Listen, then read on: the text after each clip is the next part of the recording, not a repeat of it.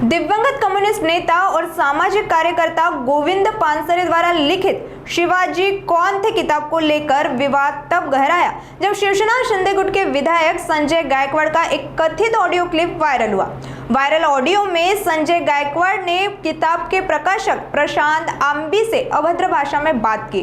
वहीं audio clip विवाद में स्पष्टीकरण देते हुए गायकवाड़ ने क्लिप काट छाट कर वायरल करने का दावा किया। साथ ही किताब में शिवाजी कौन थे, वे मराठा क्षत्रिय थे जैसे प्रश्नों से छत्रपति शिवाजी महाराज के गौरवशाली इतिहास से छेड़छाड़ करने का भी गंभीर आरोप गायकवाड़ ने लगाया। भाऊ शिवाजी कोण होता या पुस्तकाचे जे प्रकाशक आहेत प्रकाश आंबी यांना तुम्ही शिवगाळ केली असं एक ऑडिओ व्हायरल होते, काय नेमकं ऑडिओ तो व्हायरल झाला, काही तोडून मोडून त्याने त्याच्यामध्ये शब्द काही कट केले, काही ठेवले।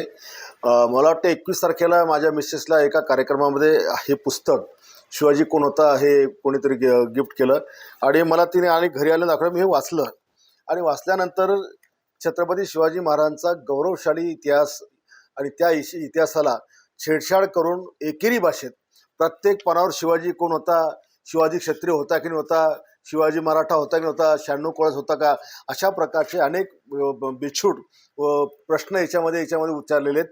आणि त्याच्यामुळे मी त्याला फोन केला आणि फोन करताना मी त्यांना सुरुवातीला माझी स्टार्टिंग वाचा, माझ्याकडे पण त्याची रेकॉर्डिंग, मी त्याला म्हणलं प्रकाश भाऊ हे पुस्तक तुम्ही लिहिलंय का? तो म्हणे हो। प्रकाशन केलं का? म्हणे हो।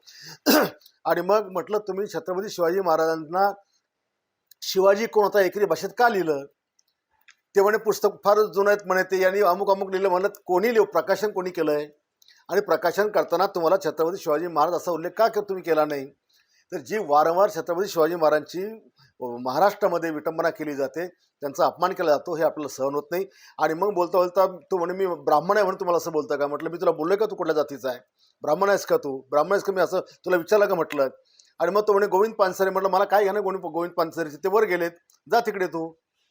तर हे या पद्धतीनं त्यांनी जी मुजुरी ठेवली, मी त्याला विचारत असताना तो जो सारखा मला डिचवत होता आणि त्याच्यामुळे त्याला मी शिव्या हासडल्या, त्याला मी जीभ हासडायची जी काही भाषा वापरली, 100% अशा माणसाची जीभ हासडलीच पाहिजे। आणि अशा पुस्तकांमध्ये जिथे शिवरायांचा विकृत इतिहास किंवा एकेरी भाषा, आम्ही नाही या महाराष्ट्रात शिवरायांचा अपमान सहन करू शकत नाही, अशा प्रकारची पुस्तकं आम्ही वाचू शकत। आणि म्हणून ही पुस्तकं देखील अशा प्रकारची ज्याच्यामध्ये शिवरायांबद्दलचं विचित्र ठिकाण आहे हे देखील नष्ट केलं पाहिजे।